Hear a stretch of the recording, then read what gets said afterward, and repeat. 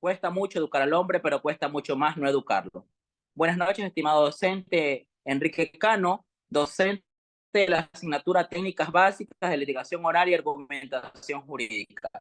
Se encuentran en esta sala virtual los ponentes que vamos a hacer un debate referente a las diferencias entre la presentación de las pruebas electrónicas, admisibilidad y autenticidad a las pruebas electrónicas. En este caso, en esta sala virtual se encuentra la abogada Fernanda Campaña, el abogado Diego Moreira y quien les habla el abogado Nexar Delgado. A continuación vamos a dar un contexto de lo que pretende este debate. Sabemos que la prueba en derecho es todo motivo o razón aportado al proceso por los medios y procedimientos aceptados en la ley. Estos permiten llevarle al juez al convencimiento de la certeza de los hechos discutidos durante el proceso. En otras palabras, ciertos autores le asignan a la prueba el fin de establecer la verdad de los hechos y no solamente el convencimiento al juez. Para entrar en contexto, voy a referirme específicamente a lo que indica el artículo 158 del COGEP sobre la finalidad de la prueba. Nos dice que la prueba tiene la finalidad de llevar a la o al juzgador al convencimiento de los hechos y circunstancias controvertidos. Es decir, busca esclarecer la verdad y busca que esa parte o las partes se encuentran convencidos de lo que se pretende lograr durante este proceso. Es decir, que es una prueba verídica y que tiene su contenido como tal porque va a ayudar a que se deliberen las razones por lo cual se está alegando durante este proceso.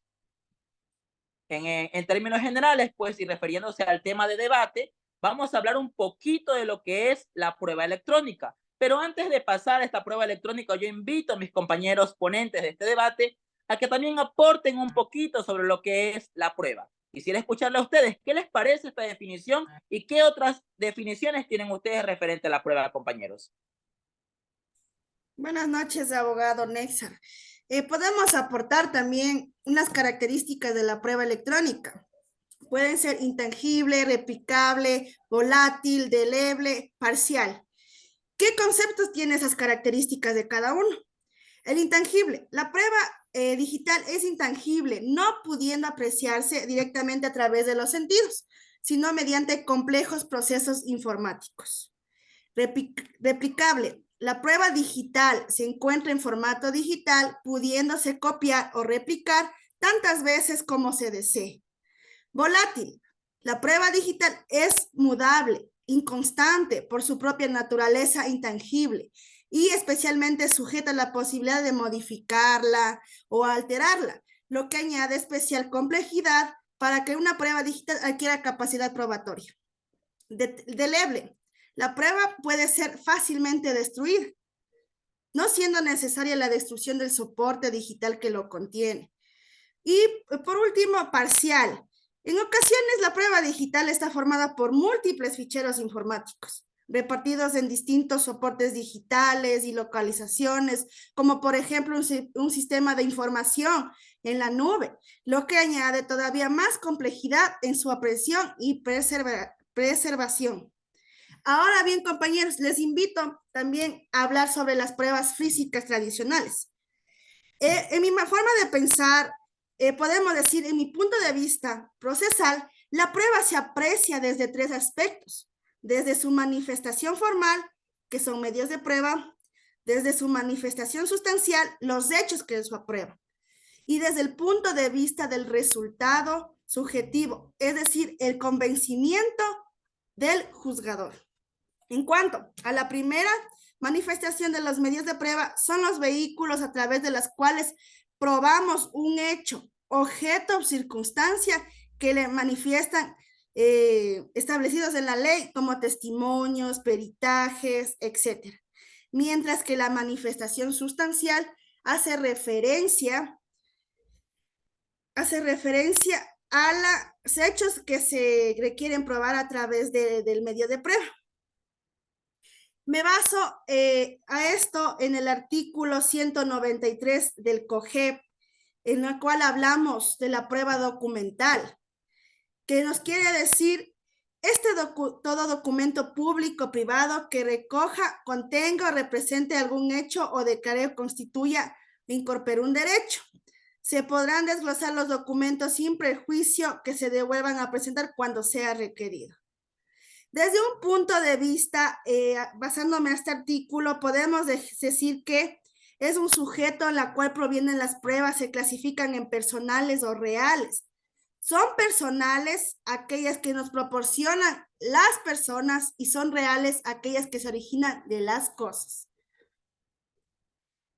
En lo principal, compañeros, en mi punto de vista puedo decir que la diferencia que existe entre lo que aportó el compañero Nexa con la prueba digital, puedo decir que la diferencia entre estas dos pruebas electrónicas y la prueba tradicional es que las pruebas electrónicas se presentan en un formato digital, como lo dijo el compañero, mientras que las pruebas físicas tradicionales se presentan en un papel u otros medios físicos, como su nombre lo menciona.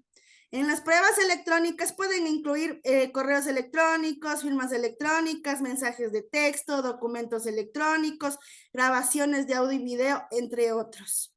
Ahora bien, compañeros, les invito a aportar más sobre este debate. ¿Qué opinan de acuerdo a esto? Quisiera ver su aportación, por favor. Gracias. Buenas noches, distinguidos abogados.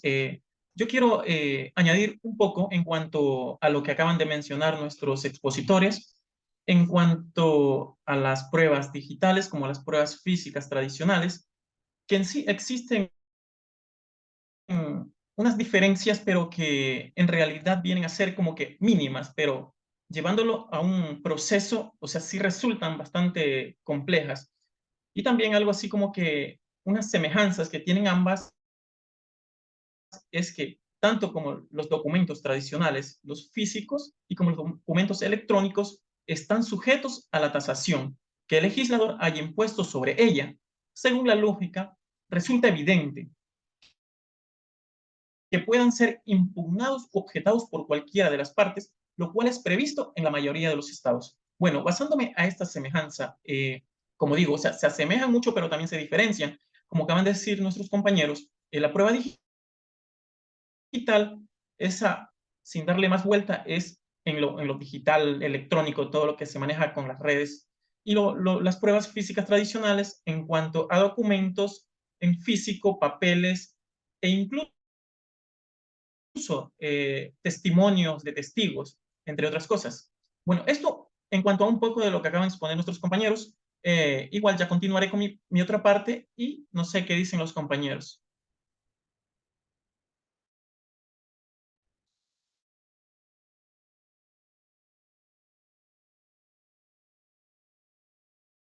Sí, compañero Dieguito. Excelente, Anda. Realmente es un excelente aporte. Realmente este aporte va a implicar mucho en la parte del proceso. Y para ahondar un poquito más en detalle lo referente a la parte que ustedes han hablado, vamos también a connotar algo muy importante dentro de las pruebas. Hemos hablado de las pruebas electrónicas, que en este caso son consideradas las pruebas digitales, y también hemos hablado de las pruebas documentales.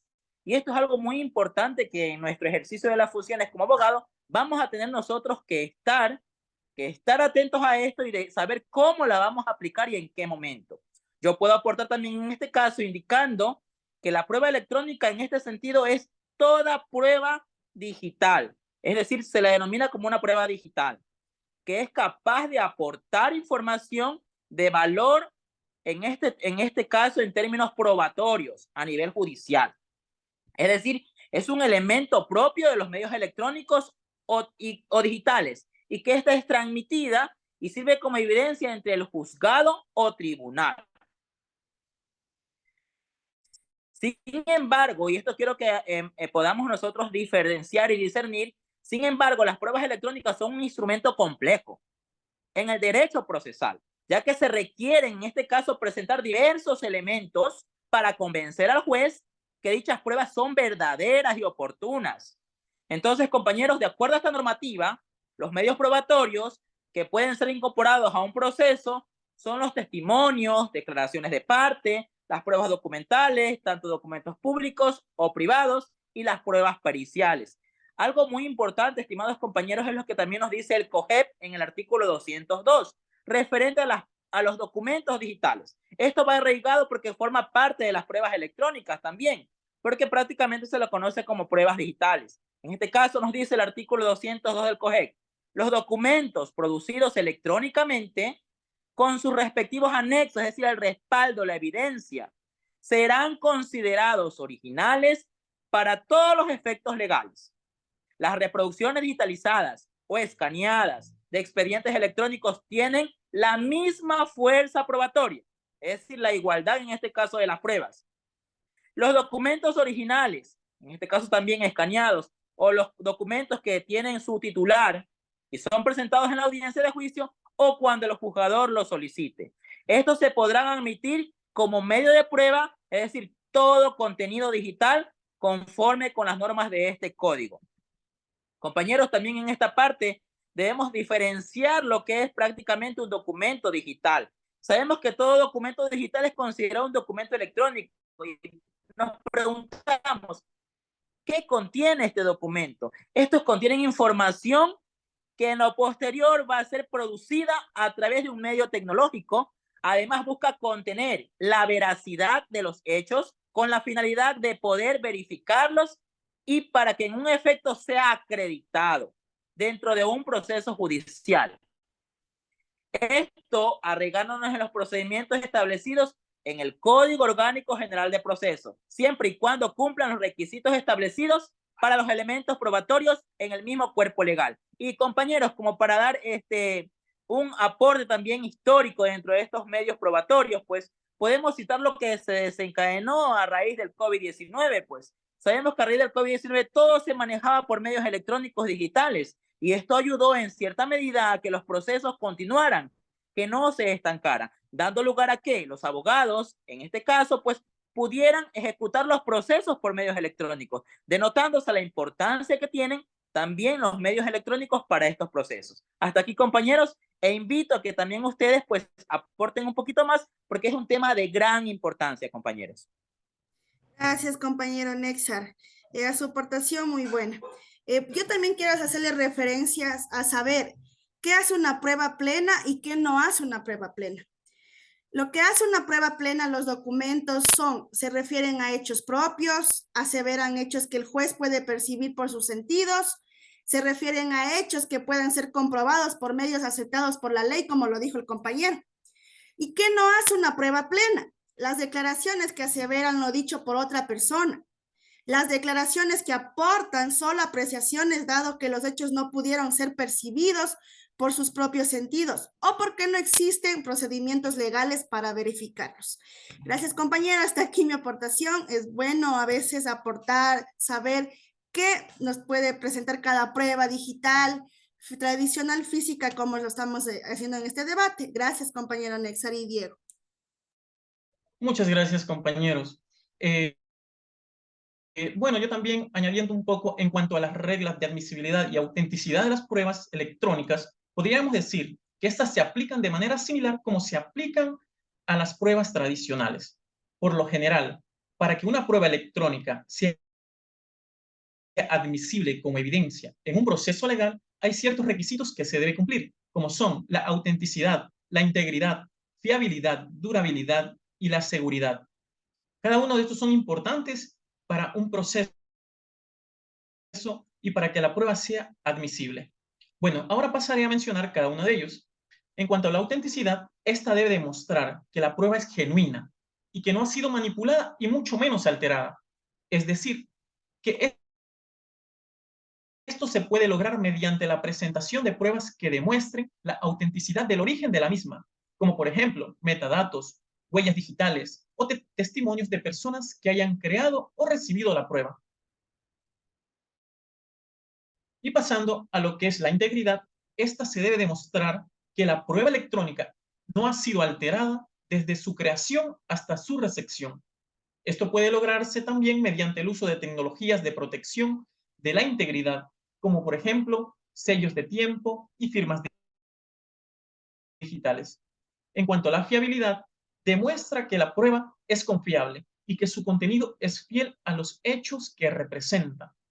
Esto lo podemos lograr mediante presentación de pruebas que respalden el contenido de la misma. Por ejemplo, tenemos los testimonios de testigos o documentos adicionales, documentos extras. Y la durabilidad también podemos decir que es un requisito importante actualmente,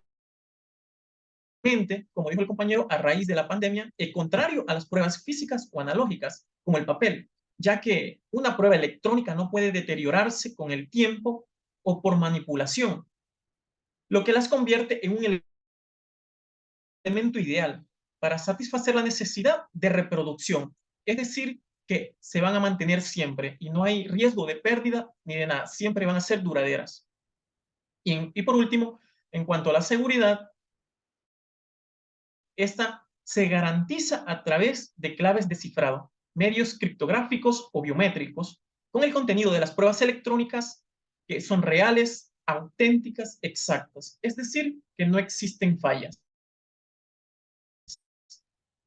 Esto en cuanto a cada uno de los requisitos expuestos, pues sin más que decir, pasaré a concluir con este tema. Bueno, para concluir, el uso de la tecnología, en este caso, hablando de los medios electrónicos probatorios digitales y la aplicación de firmas electrónicas, es importante porque es una información veraz y que es susceptible al tener efecto de poder acreditar hechos dentro de un proceso judicial. Por lo tanto, el uso de la tecnología ha sido de gran novedad para muchas personas. Sin embargo, se logró precautelar en primera instancia la salud de la humanidad y en segunda se aplicó el principio de celeridad procesal. A estos elementos probatorios deben resolverse de acuerdo a los elementos adjuntados en la demanda, a la contestación a la demanda, la reconvención y la contestación a la reconvención, para posterior que sean practicadas en la audiencia, que corresponden de acuerdo al Código Orgánico General de Procesos y así sean incorporadas al proceso. Y en cuanto a las pruebas físicas tradicionales, se dicen que estos también son medios importantes para garantizar su integridad, autenticidad y seguridad y derechos constitucionales de los jueces, de los sujetos procesales. Además, se tiene por objetivo general examinar si basta que los elementos probatorios provenientes de los medios electrónicos sean introducidos al proceso a través de los medios tradicionales, ya contemplados en el Código Orgánico General de Procesos,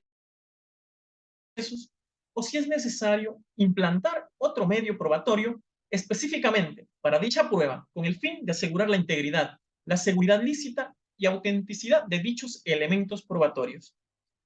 Esto es toda nuestra exposición. Espero que haya sido del agrado de cada uno de ustedes. Muchas gracias, mis estimados abogados. Gracias a usted, abogado Diego. Nexa.